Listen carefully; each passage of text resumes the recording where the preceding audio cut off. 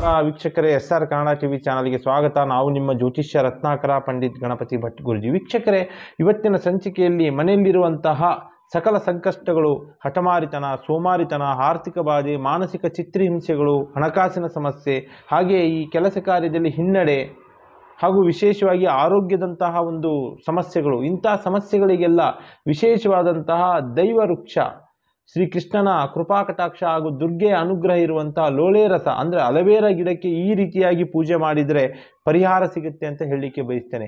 ತಂತ್ರಗಳಲ್ಲಿ ಮಹತ್ವವಾದಂಥ ವಿಚಾರಗಳಿದೆ. ಯಾಕಂದರೆ ದೈವ ವೃಕ್ಷಗಳಿಗೆ ಬಲಿಷ್ಠವಾದ ಒಂದು ಶಕ್ತಿ ಇರ್ತದೆ. ಶತ್ರುವಿನ ದೃಷ್ಟಿಯು ಕೂಡ ದೂರ ಮಾಡುವಂತಹ ಶಕ್ತಿತ್ವ ದೈವ ವೃಕ್ಷಗಳಿಗೆ ಇರ್ತದೆ. ಅದಕ್ಕೋಸ್ಕರ ಹಿಂದೂ ಧರ್ಮದಲ್ಲಿ ದೈವ ವೃಕ್ಷಕ್ಕೆ ಬಹಳ ಮಾನ್ಯತೆ ಕೊಡ್ತೀವಿ ನಾವು. ಹಾಗಿದ್ರೆ ಈ ತಂತ್ರ ಹೇಗೆ ಮಾಡುವುದು? ಪ್ರಥಮವಾಗಿ ತಿಳ್ಕೊಳ್ಳಿ ವೀಕ್ಷಕರೇ, ಜೀವನದಲ್ಲಿ ಕಷ್ಟಗಳು, ಸಂಕಷ್ಟಗಳು ಸರಮಾಲೆಯ ರೂಪದಲ್ಲಿ ನಿಮ್ಮನ್ನು ಬೆಂಬಿಡದೆ ಕಾಡ್ತಾ ಇದ್ದರೆ, ಅಂದುಕೊಂಡಂತಹ ಯಾವುದೇ ಕೆಲಸ ಕಾರ್ಯಗಳು ಸಫಲವಾಗದೆ ಮಾನಸಿಕವಾಗಿ ನೀವು ನರಳುತ್ತಾ ಇದ್ದರೆ, ಹಾಗೆ ಕೆಲವೊಬ್ಬರಿಗೆ ಈ ಗೃಹ ನಿರ್ಮಾಣ ಕಟ್ಟಡಗಳು, ಜಮೀನು ಕಾರ್ಯಗಳು ಏನಾದರೂ ಅರ್ಧದಲ್ಲೇ ನಿಂತಿದ್ರೆ, ಮನೆ ಕಟ್ಟುವಂಥ ಆಸೆ ಆಕಾಂಕ್ಷೆಗಳಿಂದ ಜೀವನ ಮಾಡ್ತಾ ಇರ್ತಾರೆ. ಯಾರೋ ದೃಷ್ಟಿನೋ ಅಥವಾ ಯಾರೋ ಒಂದು ಕೈ ಕೆಲಸನೋ ಏನೋ ಒಂದು ವ್ಯವಹಾರ ಮಾಡಿ ಅರ್ಧದಲ್ಲೇ ನಿಂತೋಗಿರ್ತದೆ. ಅಥವಾ ಅವರಿಗೆ ವೈಯಕ್ತಿಕವಾಗಿ ಹಣಕಾಸಿನ ಸಮಸ್ಯೆಗಳಿದ್ರೂ ಕೂಡ ಅರ್ಧದಲ್ಲೇ ನಿಂತಿರ್ತದೆ. ಇಂತಹ ಸಮಸ್ಯೆಗಳು ಹಾಗೂ ಬಲವಾಗಿ ಆರೋಗ್ಯದ ಸಮಸ್ಯೆಯಿಂದ ಕೆಲವೊಬ್ಬರು ನರಳುತ್ತಾ ಇರ್ತಾರೆ. ಜೀವನದಲ್ಲಿ ಜಿಗುಪ್ಸೆ ಅನುಭವಿಸಿರ್ತಾರೆ. ಹಣಕಾಸು ಸಾಲದ ಬಾಧೆಗೆ ಹೋಗಿರ್ತಾರೆ. ಹಾಗೆ ಈ ಒಂದು ಮನೆಯಲ್ಲಿ ಸುಖ ಶಾಂತಿ ನೆಮ್ಮದಿ ಇಲ್ಲದೆ ಎಷ್ಟೇ ಇದ್ರೂ ಕೂಡ ದುಡ್ಡಿರ್ತದೆ, ಆಸ್ತಿ ಇರ್ತದೆ, ಆಡಂಬರ ಇರ್ತದೆ, ನೋಡ್ಲಿಕ್ಕೆ ಚೆನ್ನಾಗಿರ್ತಾರೆ, ರೂಪವಂತರಾಗಿರ್ತಾರೆ, ಗುಣವಂತರಾಗಿರ್ತಾರೆ, ಆದರೆ ಮಾನಸಿಕವಾಗಿ ಮಾತ್ರ ಸುಖ ಶಾಂತಿ ನೆಮ್ಮದಿ ಇರೋದಿಲ್ಲ. ಹಾಗೆ ಕೆಲವೊಬ್ಬರು ಮನೆಯಲ್ಲಿ ವಿಪರೀತ ಹಠ, ಮಕ್ಕಳದು ಚಂಡಿ ಹಿಡಿದಿರ್ತಾರೆ.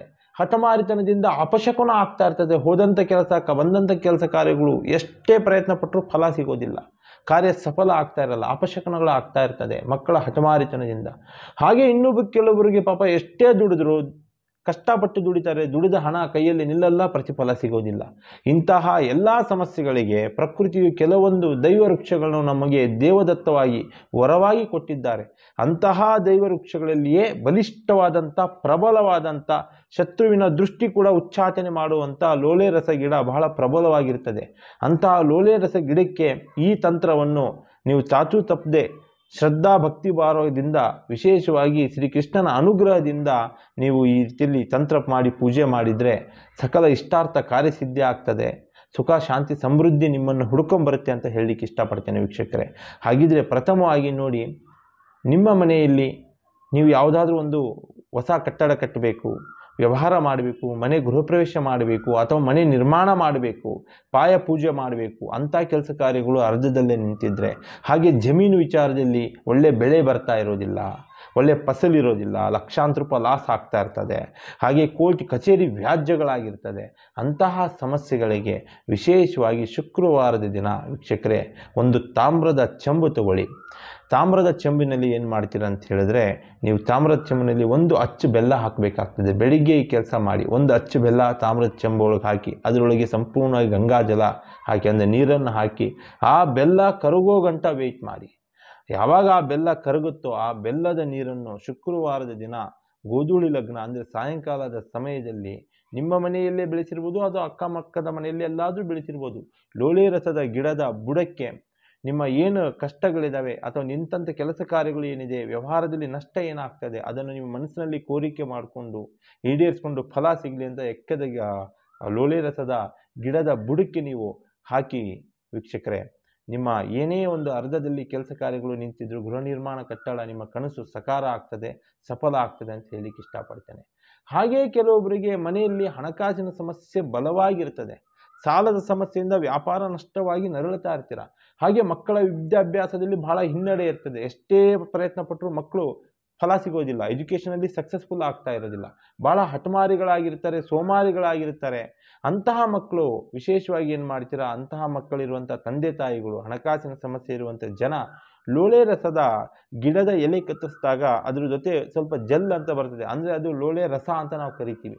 ಆ ರಸ ಒಂದು ನೀವು ಪೇಪರ್ನಲ್ಲೋ, ಒಂದು ಪ್ಲಾಸ್ಟಿಕ್ ಪಾತ್ರೆನಲ್ಲೋ, ಯಾವುದರಲ್ಲೋ ಒಂದು ತಗೊಂಡು ನೀವು ಬರಬೇಕಾಗ್ತದೆ. ತದನಂತರ ಬಂದಾಗ ಗ್ರಂಥಿಗೆ ಅಂಗಡಿಯಿಂದ ಸ್ವಲ್ಪ ಜೇನುತುಪ್ಪ ತೊಗೊಂಡ್ಬಂದು ಆ ಲೋಳೆ ರಸದ ಜೆಲ್ಲು ಮತ್ತು ವಿಶೇಷವಾಗಿ ಜೇನುತುಪ್ಪನ ಮಿಶ್ರಣ ಮಾಡಿ ತಾಮ್ರದ ಚೆಂಬಿನಲ್ಲಿ ನೀರು ಹಾಕಿ ಅದನ್ನು ಸಂಪೂರ್ಣವಾಗಿ ಮಿಶ್ರಣ ಮಾಡಿದ ಲೋಳೆ ರಸದ ಜೆಲ್ಲು ಮತ್ತು ಜೇನುತುಪ್ಪನ ಅದರೊಳಗೆ ಹಾಕಿ ವಿಶೇಷವಾಗಿ ಬುಧವಾರದ ದಿನ ವೀಕ್ಷಕರು ಏನು ಮಾಡ್ತೀರಾ, ಅದೇ ಗೋಧೂಳಿ ಲಗ್ನದಲ್ಲಿ ಅದೇ ಒಂದು ಲೋಳೆ ರಸದ ಗಿಡದ ಬುಡಕ್ಕೆ ನೀವು ಹೋಗಿ ಮಕ್ಕಳ ವಿದ್ಯಾಭ್ಯಾಸದ ಕೋರಿಕೆ, ಹಣಕಾಸಿನ ಸಮಸ್ಯೆ, ಇದ್ರ ಬಗ್ಗೆ ಎಲ್ಲ ಸಂಕಲ್ಪನೆ ಮಾಡಿಕೊಂಡು ಮನಸ್ಸಿನ ಕೋರಿಕೆಗಳು ಈಡೇರಲಿ ಅಂತ ನೀವು ಆ ಒಂದು ಲೋಳೆ ರಸದ ಗಿಡದ ಬುಡಕ್ಕೆ ಹಾಕಿ ಬನ್ನಿ. ಸಕಲ ಕಾರ್ಯ ಸಫಲವಾಗಿರ್ತದೆ. ಮಕ್ಕಳ ವಿದ್ಯಾಭ್ಯಾಸದಲ್ಲಿ ಚೇತರಿಕೆ ಆಗ್ತದೆ. ಆರೋಗ್ಯದ ಸಮಸ್ಯೆ ಇದ್ರೂ ದೂರ ಆಗ್ತದೆ. ವ್ಯವಹಾರ ನಷ್ಟ ಇದ್ರೂ ದೂರ ಆಗಿ ಪರಿಹಾರ ಸಿಗುತ್ತೆ. ಹಣಕಾಸಿನ ಲಾಭ ಆಗ್ತದೆ. ಧನಪ್ರಾಪ್ತಿ ಯೋಗ ಆಗ್ತದೆ. ಮತ್ತು ಇನ್ನು ಕೆಲವೊಬ್ಬರಿಗೆ ಏನಾಗ್ತದೆ ವೀಕ್ಷಕರೇ, ಈ ಒಂದು ಅಪಶಕುನದ ಯೋಗ ಬಹಳ ಕಾಡಾಟ ಆಗ್ತಾ ಇರ್ತದೆ. ಬೆಳಿಗ್ಗೆ ಎದ್ದು ಏನೋ ಒಂದು ಕೆಲಸಕ್ಕೆ ಹೋಗ್ತಾರೆ, ಸಂಜೆ ಬರೋಷ್ಟಲ್ಲ ಆ ಕೆಲಸ ಆಗ್ತಾ ಇರೋದಿಲ್ಲ. ವಿಘ್ನ ವಿಘ್ನ ವಿಘ್ನ ಎಲ್ಲರ ಜೊತೆನೂ ಹೋಗ್ತಾರೆ, ಆದರೆ ಹೋದವ್ರಿಗೆಲ್ಲ ಕೆಲಸ ಆಗ್ತದೆ, ಇವ್ರಿಗೆ ಮಾತ್ರ ಕಾರ್ಯ ಸಫಲ ಆಗ್ತಿರಲ್ಲ.